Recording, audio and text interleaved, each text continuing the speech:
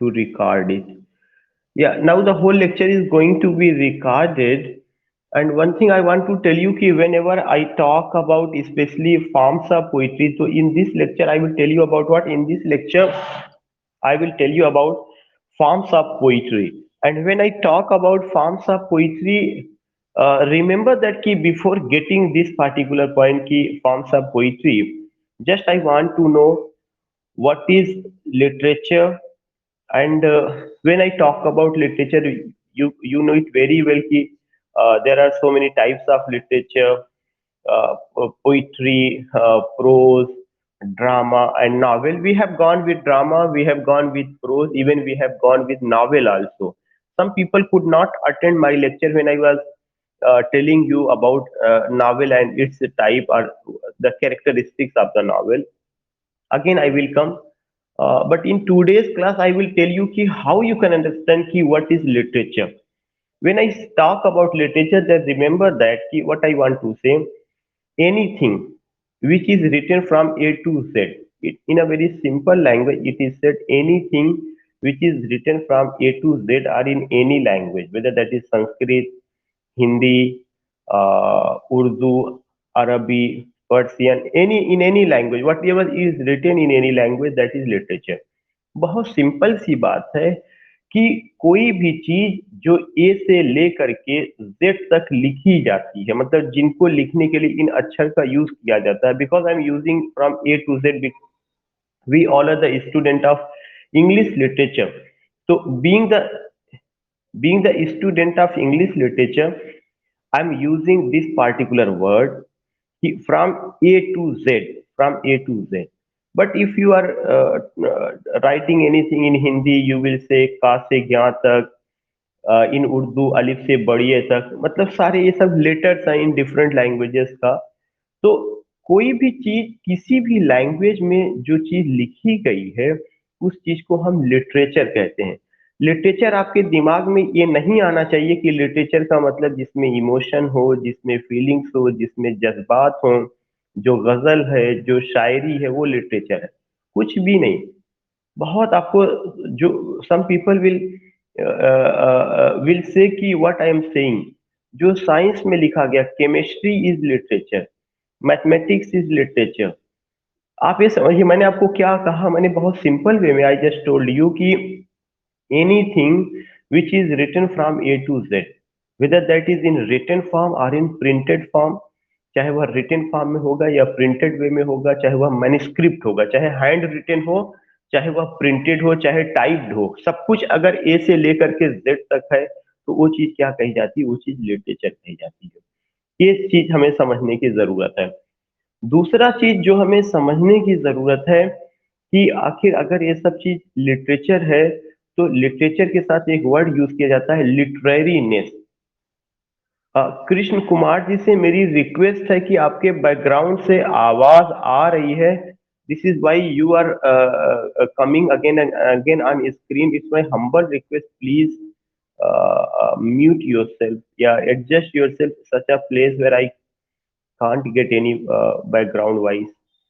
So what I am saying ki when I talk about literature, when I tell you about literature, then always you have to keep in your mind कि whatever is written from A से लेके Z तक, whatever is written from A to Z, वो सबका सब चीज क्या है? लिटरेचर है.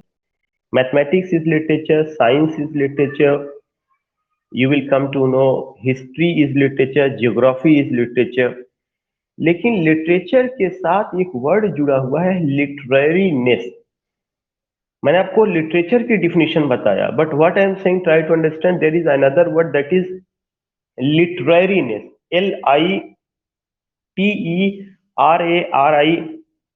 LITERARINESS. When I say about literariness, it means that when you are writing literature, and in that literature when you use certain color of imagination, then it becomes what? Then it is the part of, then it, that literature has the odor of literariness. मेरा simple सा कहने का मतलब यह है कि जब आप किसी लिटरेचर को लिखते हैं और उस लिटरेचर में अगर आप जो है इमेजिनेशन का, फीलिंग्स का, इमोशंस का एक तरह से एक खुशबू उसमें डाल देते हैं, तो वह जो चीज होता है उसमें क्या आ जाता है, लिटरेरीनेस आ जाता है। तो जो लिटरेचर हम पढ़ रहे हैं, जो लिटरेचर साइंस का स्टूडेंट पढ़ रहा है, जो लिटरेचर कॉमर्स का पढ़ रहा है, जो लिटरेचर जो है और किसी डिसिप्लिन या सब्जेक्ट का पढ़ रहा है, उसमें दो चीज का फर्क होता है। उनके लिटरेचर में लिटरेरीनेस नहीं होता, आपके लिटरेचर में लिटरेरीनेस होता है। लिटरेचर उनका भी है, लिटरेचर आपका भी है। अगर आप कभी रिसर्च करेंगे, तो चाहे साइंस का आदमी रिसर्च कर रहा हो, चाहे आपका जो है कॉमर्स का रिसर्च करता होगा, कोई भी आदमी जो भी रिसर्च कर रहा है, आप ये समझने की कोशिश करिए, वो अपने रिसर्च में एक पॉइंट डालता है, वह क्या है, review of literature. Review of literature, review of literature का मतलब ये होता है कि जिस टॉपिक पर आप रिसर्च करने जा रहे हैं, उस टॉपिक पर पहले से क्या क्या मटेरियल अवेलेबल है, उस मटेरियल को आपको रिव्यू करना, उसकी आपको जानकारी लेनी है, और उसकी लाइट में आपको कुछ नया करना है। तो सोचने की बात है कि कोई भी आदमी, whether you are doing PhD in science, whether you are doing PhD in commerce, whether you are doing PhD in history, whether you are doing PhD in any discipline, always you use one point, that is what, review of literature। इसका मतलब उनके यहाँ भी जो किताबें लिखी जाती हैं उसको लिटरेचर कहा जाता है, आपके यहाँ जो लिखी जाती हैं उसको लिटरेचर कहा जाता है। लेकिन दोनों लिटरेचर में फर्क है। उनके यहाँ का जो लिटरेचर होता है उसमें लिटरेरीनेस नहीं होता, आपके यहाँ का जो लिटरेचर होता है उसमें लिटरेरीनेस होता है। So what I want to say, there is a word literariness, literariness. You will come to know there is what, there is literariness, and literariness is nothing at all। बहुत simple सी बात है कि when you write literature, and in that literature when you use color of imagination, जब आप उसमें कल्पना का, emotions का, feelings का, जज्बात का, इस तरह की चीजों को आप क्या कर देते हैं, उसमें इसकी खुशबू डाल देते हैं, तो वही लिटरेचर जो है क्या होता है, उस लिटरेचर में लिटरेरीनेस आ जाता है। और जिस लिटरेचर की आप स्टडी करते हैं, उस लिटरेचर में क्या होता है, लिटरेरीनेस होता है, इसीलिए उसको फाइन आर्ट्स कहा जाता है। यू कैन राइट डाउन, मैंने तीन शब्द यूज किया है। पहला शब्द लिटरेचर, दूसरा शब्द लिटरेरीनेस, और अब मैं तीसरा शब्द यूज कर रहा हूँ fine arts. Just I want to know, though the whole lecture is going to be recorded, just I want to know कि are you getting my voice in proper way, जो मैं बता रहा हूँ आपको समझ में तो आ रहा है। कोई भी लेक्चर वन साइडेड नहीं होना चाहिए। बहुत ही सिंपल वे में हमने बात किया कि दुनिया की हर चीज लिटरेचर है, चाहे वह हाथ से लिखी गई हो, चाहे वह प्रिंटेड होगा, चाहे कंप्यूटर से टाइप्ड होगा, दुनिया की हर चीज लिटरेचर है। जो केमिस्ट्री वाला, जो साइंस का पढ़ रहा है वह भी लिटरेचर पढ़ रहा है, जो आर्ट का पढ़ रहा है वह भी लिटरेचर पढ़ रहा है, जो कॉमर्स का स्टूडेंट है वो भी लिटरेचर पढ़ रहा है, जो एग्रीकल्चर का पढ़ रहा है वह भी लिटरेचर पढ़ रहा है। लेकिन जो लिटरेचर आप पढ़ रहे हैं उसमें लिटरेरीनेस है, और लिटरेरीनेस होने की वजह से उसको फाइन आर्ट्स कहा जाता है। क्या कहा जाता है, fine arts. You can note down this point. पहला पॉइंट लिटरेचर, दूसरा पॉइंट लिटरेरीनेस, और तीसरा पॉइंट फाइन आर्ट्स। जो मैं लेक्चर आपको बता रहा हूँ, इस लेक्चर का मतलब एग्जामिनेशन में ये नहीं पूछा जाएगा, लेकिन जब तक आप ये नहीं जानेंगे, रेटरिक और प्रोसोडी आपको समझ में आ ही नहीं सकती है। मैं बता तो दूंगा, लेकिन वो उस तरह का इंटरेस्ट आप में नहीं जागेगा। इसलिए मैं हर लेक्चर में ये बात जरूर बताता हूँ कि आपकी नजर में लिटरेरीनेस क्या है, फाइन आर्ट्स क्या है, लिटरेचर क्या है। So I want to tell you one point, कि जिस सब्जेक्ट को या जिस डिसिप्लिन से हम बिलोंग करते हैं, आप बिलोंग करते हैं, हम सारे स्कॉलर्स जो यहाँ पे who are gathered here, who are listening me just पैसेट, बहुत ही एक्साइटेड होकर के जो है जो मुझे सुन रहे हैं, they all belong to one discipline that is known fine art. उसको हम किसके नाम से जानते हैं, फाइन आर्ट्स के नाम से जानते हैं। Second point I want to know, कि जब आप फाइन आर्ट्स की बात करते हैं, तो फाइन आर्ट्स में क्या चीज आता है। फाइन आर्ट्स का एक ऑब्जेक्टिव होता है, and what is that objective, That objective is only to give delight, to provide pleasure. दो शब्द आपको लिखना है। फाइन आर्ट से जुड़े हुए जितने सब्जेक्ट होते हैं उनका प्राइमरी ऑब्जेक्टिव होता है, क्या होता है? Primary objective is to give delight, DELIGHT, to give delight और प्लेजर। आपके फाइन आर्ट से जुड़े हुए जितने भी डिसिप्लिन होंगे उनका एक पहला पर्पस यही होता है कि वे आपको डिलाइट देते हैं। They give delight and they bring pleasure. You don't have to pronounce pleasure, not pleasure, pleasure. जब भी SURE आएगा तो आपको जा का प्रोनाउंसिएशन करना है। प्लेजर, मीजर, इस तरह का प्रोनाउंसिएशन निकलना है। तो one is what? One is delight and second is what? Second is pleasure. Third point I want to tell you कि पहले तो डिलाइट और प्लेजर लाना है, लेकिन डिलाइट के साथ साथ, प्लेजर के साथ साथ moral education. Moral education, MORAL, moral education. What I want to tell you कि जो हम पढ़ रहे हैं उसका जो मकसद है, उसका मकसद यही है कि it gives us delight, it gives us pleasure, पहला। दूसरा चीज, प्लेजर और डिलाइट के साथ साथ, खुशियां देने के साथ साथ, यह आपको एक और चीज देता है। वह क्या देता है? कुछ एजुकेशन, मॉरल एजुकेशन। यह हमारे जो है, आप कह सकते हैं कि it uplift our soul, it uplift our heart. यह हमारे सोल को और हमारे हार्ट को अपलिफ्ट करता है, एक ऊंचाई पर ले जाता है। I didn't say mind, I didn't say reason, it it just uplift our soul and heart. Remember that. अब मैं आपसे एक क्वेश्चन पूछना चाहता हूं कि when you,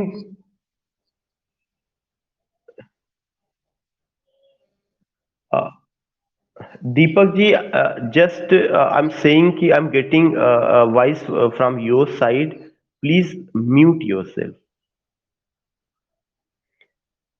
so what I want to say कि you will come to know कि जब भी हम बात करते हैं प्लेजर की, जब भी हम बात करते हैं डिलाइट की, और हमने और क्या बात किया? मॉरल एजुकेशन, मॉरल एजुकेशन की। मेरा आपसे एक क्वेश्चन है कि जब आप मूवी देखने जाते हैं, when you go to see movie या when you go to watch movie, you purchase a ticket ₹250, you spend more than 3 hours, 2.5 hour. अगर आपको ले लिया जाए कि घर से आप निकलते होंगे, वहां पहुंचते होंगे, फिर घर वापसी तक आते थे, हो सकता है 4 घंटा आपका लग जाता हो, 5 घंटा लग जाता हो। 2.5 घंटे की मूवी के लिए यू स्पेंड 5 आवर्स, या you see serial, you see some other thing. I just want to ask only one question. जब आप मूवी देखने जाते हैं तो आप अपने दिमाग में क्या लेकर के जाते हैं? वहां पे आपके दिमाग में क्या आता है जब भी आपको कहते हैं कि मैं इंटरटेन करने जा रहा हूँ? दिमाग मेरा ऊब चुका है, मैं बहुत बोर हो रहा हूँ, और उस अपनी बोरियत को मिटाने के लिए आपको कुछ जॉय चाहिए, आपको कुछ डिलाइट चाहिए, आपको कुछ प्लेजर चाहिए। तब आप किधर जाते हैं? फाइन आर्ट की तरफ जाते हैं। तो रिमेंबर दैट, मैंने आपसे जो ये पूछा, आपको ये पता होता है कि जो मूवी में दिखाया जा रहा है वे वे रियल हीरोज हैं, वे रियल हीरोज नहीं है। They are only reflecting your life, they are only reflecting the problems which are found in our society, and those are the real heroes. REEL, real heroes, not real heroes. What they are telling, they themselves are not living such life. एक एक hero अकेले 10 गुंडों को मार देगा, यह संभव नहीं है, यह संभव नहीं है। तो ये रियल लाइफ का। और फिर उसके बाद आप क्या करते हैं? ऐसी बहुत सारी सीन्स आती है जहां डायलॉग्स होते हैं, जहां पे वो होता है, that appeals your heart, then you clap, you ultimately you are going to be excited. I'm not saying the word ki out of control, but you're going to be excited. Sometimes you clap, sometimes you blow whistle. All these things we find where in INOX or in any theater you will come to know. और तो ये सब चीजें जो है, so what I want to say, आप जो वहां पे जाते हैं, आपका पहला मकसद क्या होता है? डिलाइट को प्राप्त करना। दूसरा मकसद होता है प्लेजर को प्राप्त करना। इन सब के अलावा वह मूवी आपको एक नसीहत भी देती, you also get some moral lesson. आप कोई ना कोई मॉरल लेसन भी आप प्राप्त करते हैं। Whatever movie you find, whatever movie you see, अगर वह आपके आपके का जो वो होता है उस पर खरी नहीं उतरती है, तो आप क्या करते हैं? रेटिंग करते हैं, and you review, and then you just tell 3 star, 3.5 star. तब इसका मतलब देखने के लायक। अगर आपने 1 स्टार दिया, इसका मतलब क्या हो गया? बेकार है, जाना। या वो मूवी हफ्ते भर भी नहीं चलती, एक हफ्ते के पहले हो सकता है उतर जाए। So what I want to say, if you get any type of movie, तो उस मूवी का पर्पज यही होता है। केवल इतना मूवी ही नहीं, फाइन आर्ट्स के जितने भी सब्जेक्ट हैं, अब फाइन आर्ट्स में आता क्या क्या है? फाइन आर्ट्स में आपका लिटरेचर ऑफ पार, अभी मैं इस पर बात करूंगा। फाइन आर्ट्स में क्या आएगा? लिटरेचर ऑफ पार आएगा। और लिटरेचर ऑफ पार का मतलब क्या है? Prose, poetry, drama, novel, short story, biography, autobiography, memoir. मतलब ये प्रोज के जितने फॉर्म्स हैं, पोइट्री के जितने फॉर्म्स हैं, ड्रामा के जो फॉर्म्स हैं, नॉवेल के जो फॉर्म्स हैं, शॉर्ट स्टोरी जितनी भी तरह की लिखी जा रही है, ये जो लिटरेचर का हिस्सा है, यह किसका हिस्सा है? फाइन आर्ट्स में। उसके बाद क्या क्या आता है फाइन आर्ट्स में? Music, dance.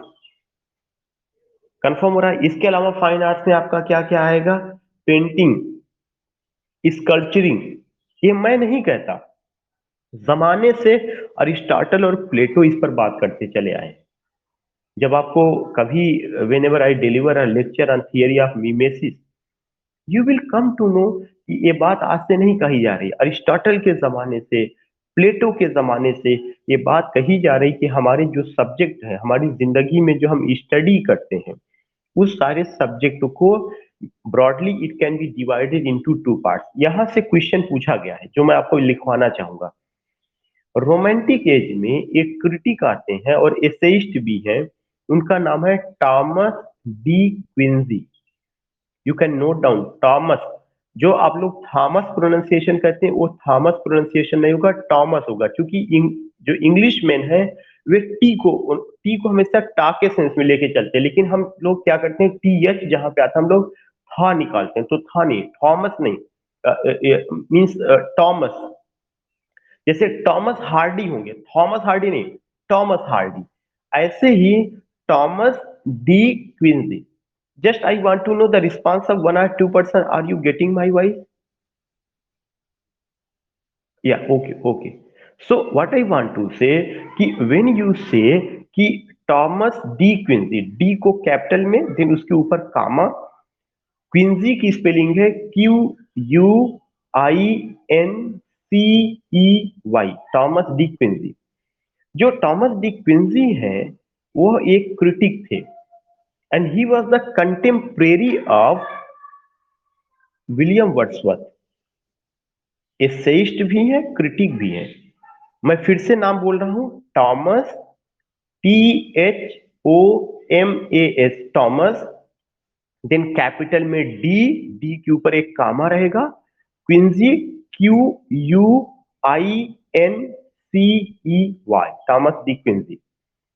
Thomas de Quincey एक ऐसे क्रिटिक हैं जिन्होंने कहा कि we have to divide literature into 2 parts. हमें पूरे लिटरेचर को, दुनिया का जो लिटरेचर पढ़ाया जा रहा है, चाहे वह साइंस सब्जेक्ट से रिलेटेड हो, कॉमर्स से हो, एग्रीकल्चर से हो, या जो हम लोग पढ़ रहे हैं, हमें इस लिटरेचर को 2 हिस्सों में बांटना चाहिए।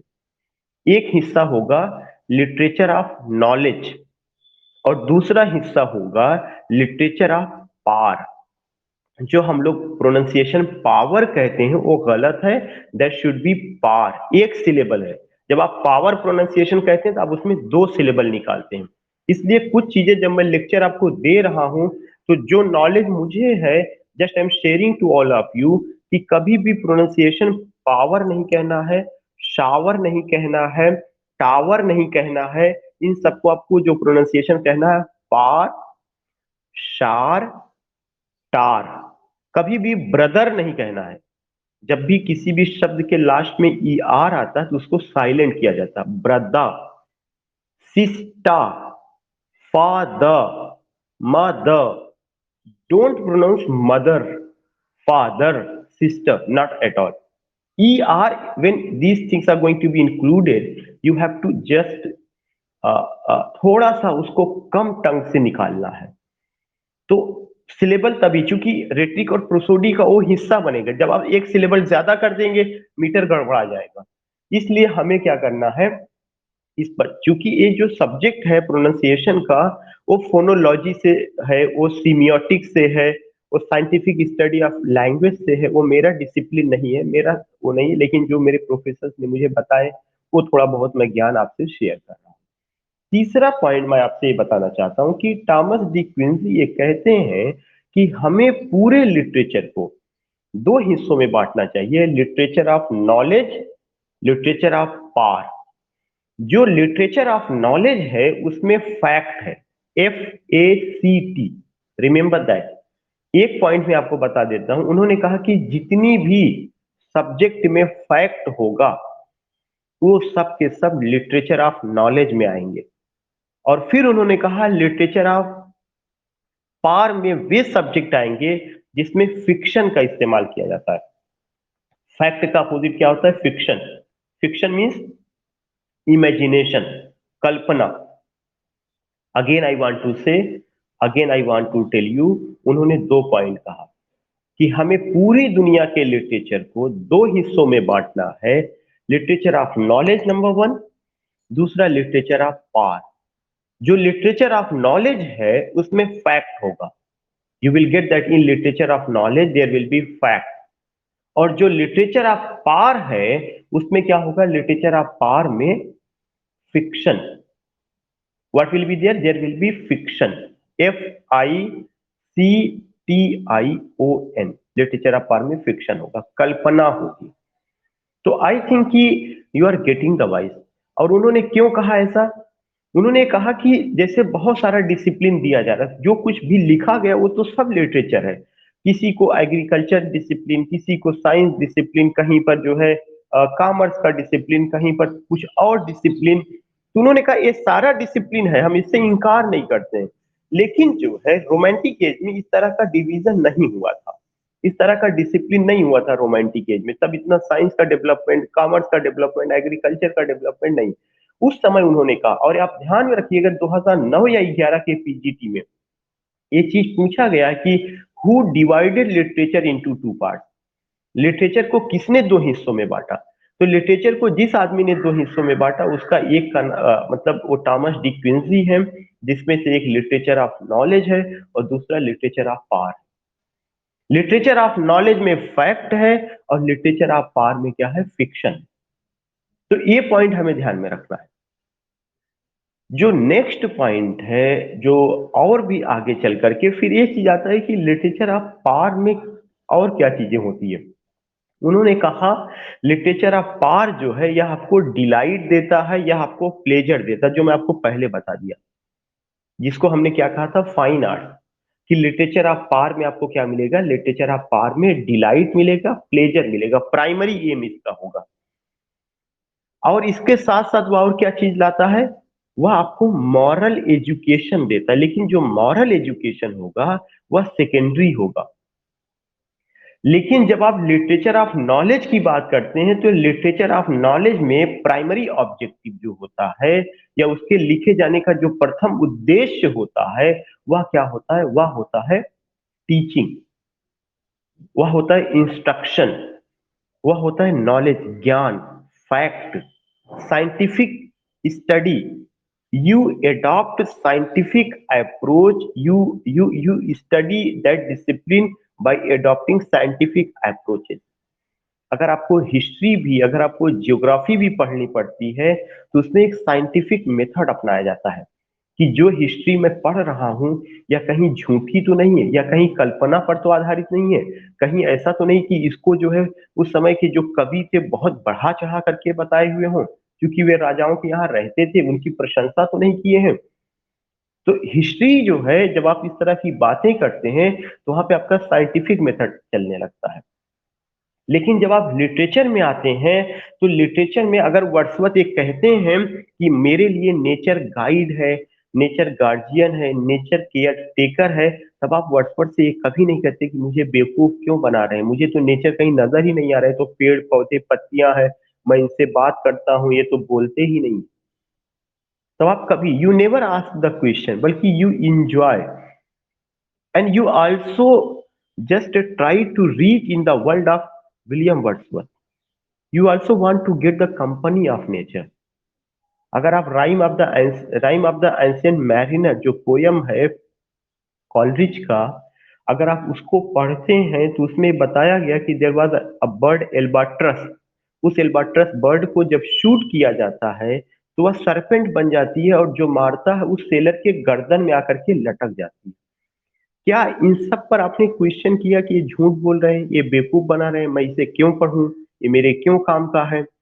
ऐसा नहीं कि केवल आप बीए कर रहे हैं इसीलिए, बल्कि आप क्या कहते हैं कि व्हाट अ क्रिएटिविटी, कितना बेहतरीन presentation.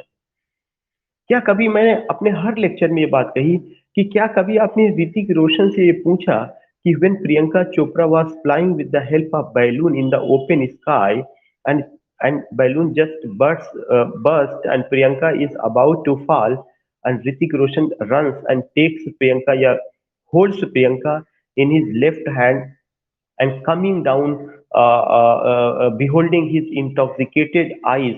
Did you ask this question to the director of that movie or Priyanka Chopra or Ritik Roshan कि आपने मुझे बेवकूफ क्यों बनाया?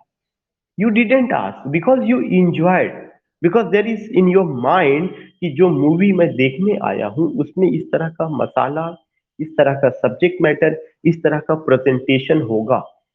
अगर उस मूवी में ऐसे ही नॉर्मल लाइफ दिखाई गई तो शायद आप कहेंगे कि ये तो मैं देखते देखते बोर हो चुका हूँ। You need something more, something extra.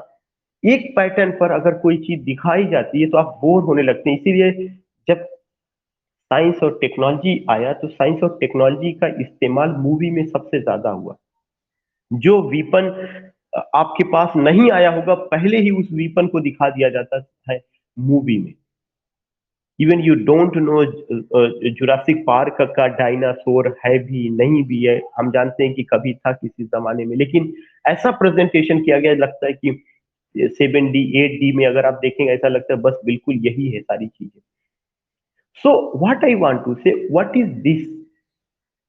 This, ये सब का सब फाइन आर्ट्स है। Dance, you singing, why do you like singing?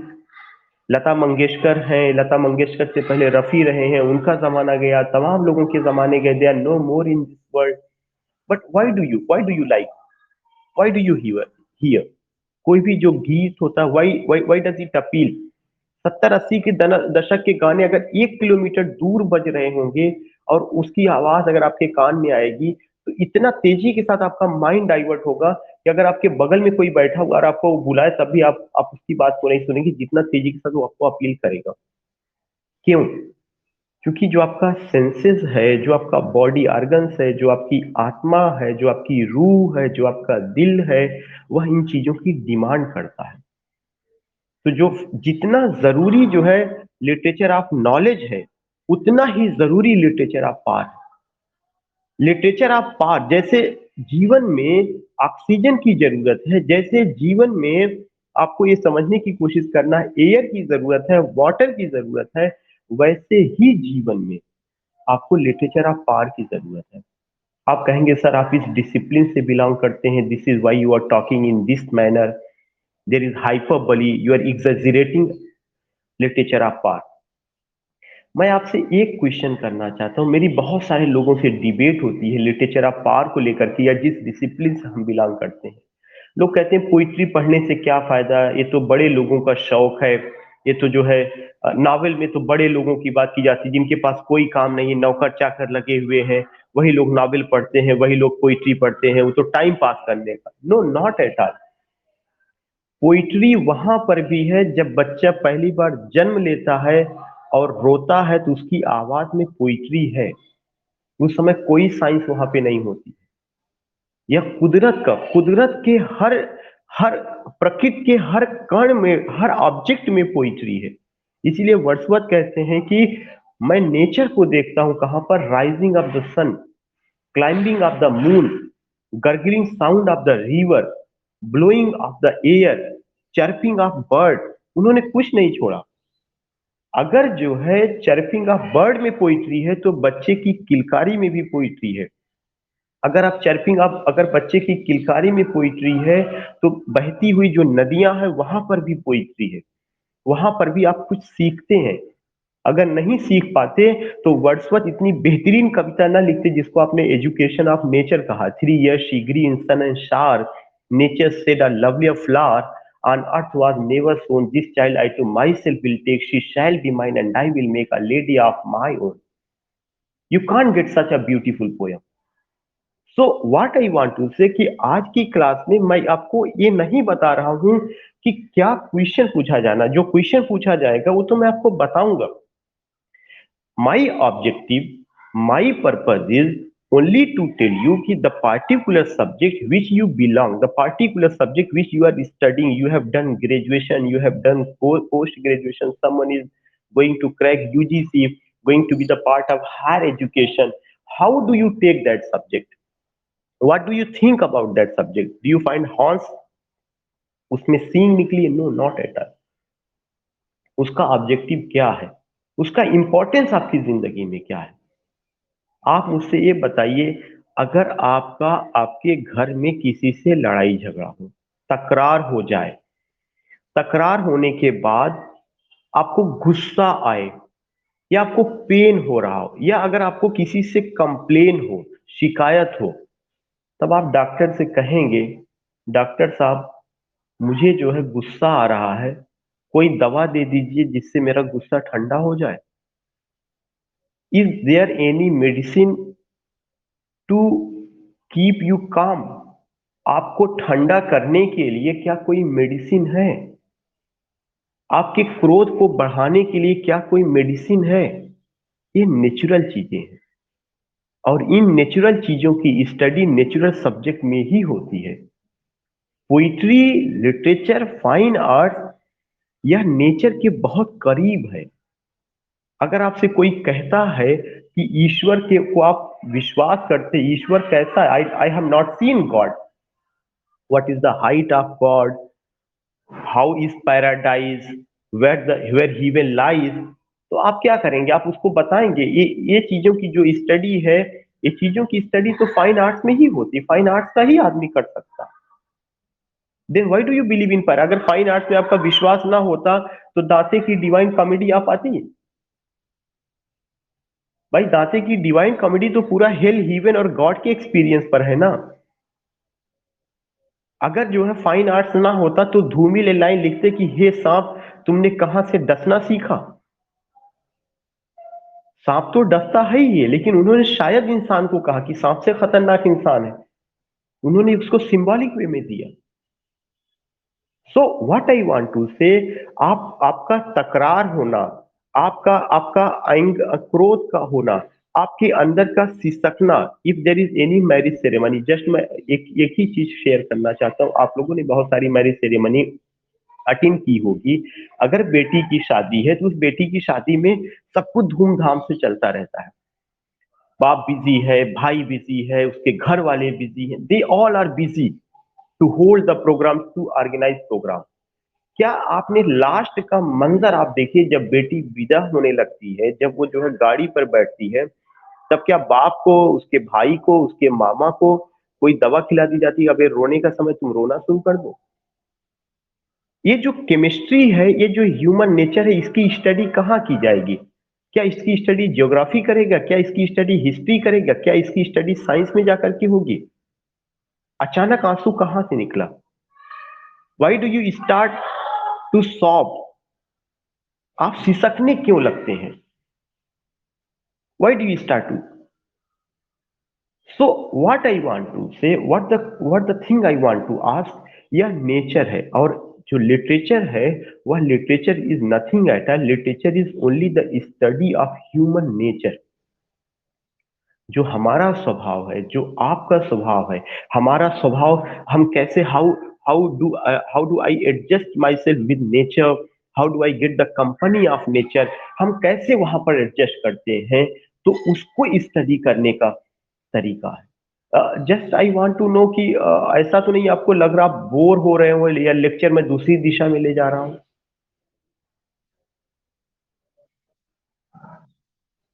Yeah, so this is the chemistry. This is the chemistry which I should try to understand कि why I have taken this particular lecture.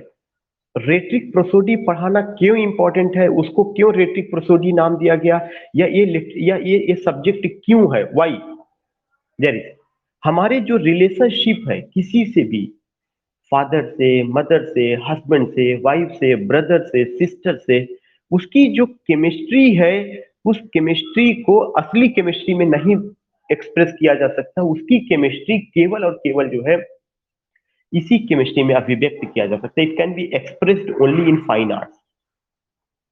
Confirm हो रहा है? निदा फाजली कहते हैं, जब वो कहते हैं कि बाग में जाने के आदाब हुआ करते हैं, यूं न किसी तितली को फूलों से उड़ाया जाए।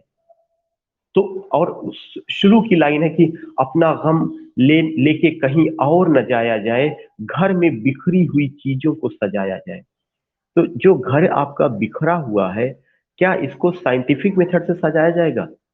क्या घर जो है आपका फ्रिज लाने से सज जाएगा, वॉशिंग मशीन लाने से सज जाएगा, एसी लगवाने से सज जाएगा?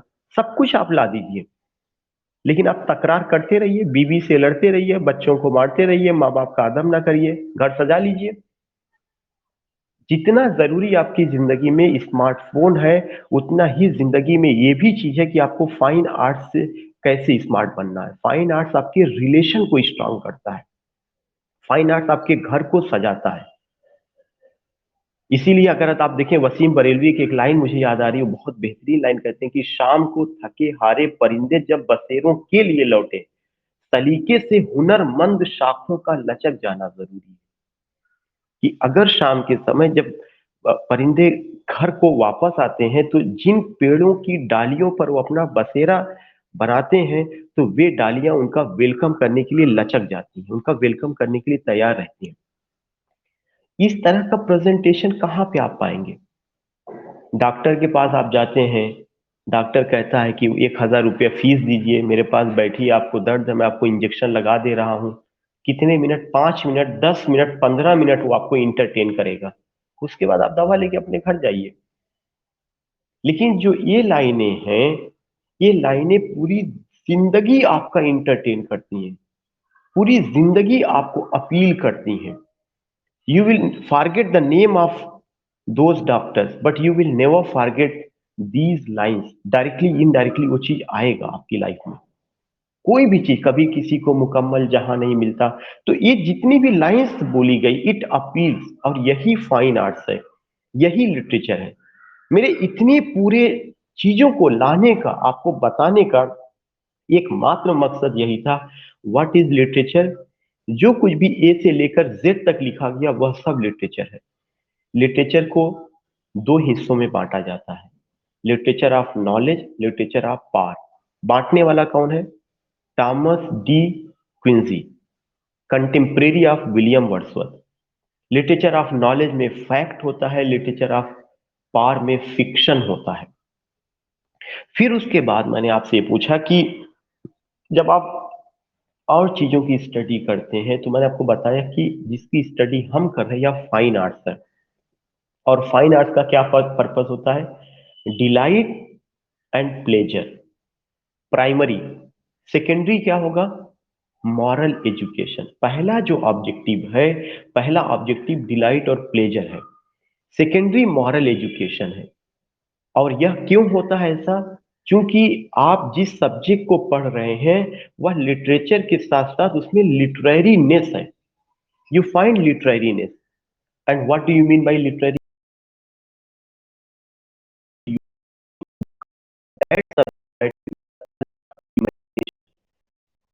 You there is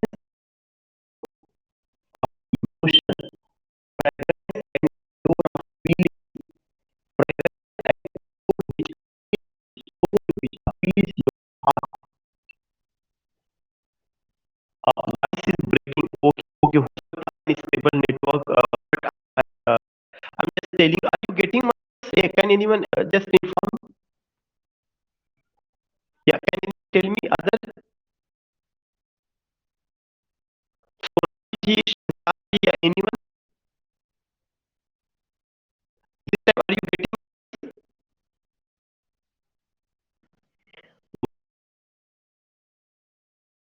Okay.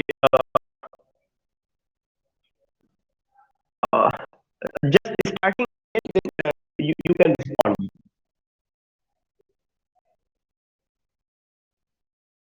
Voice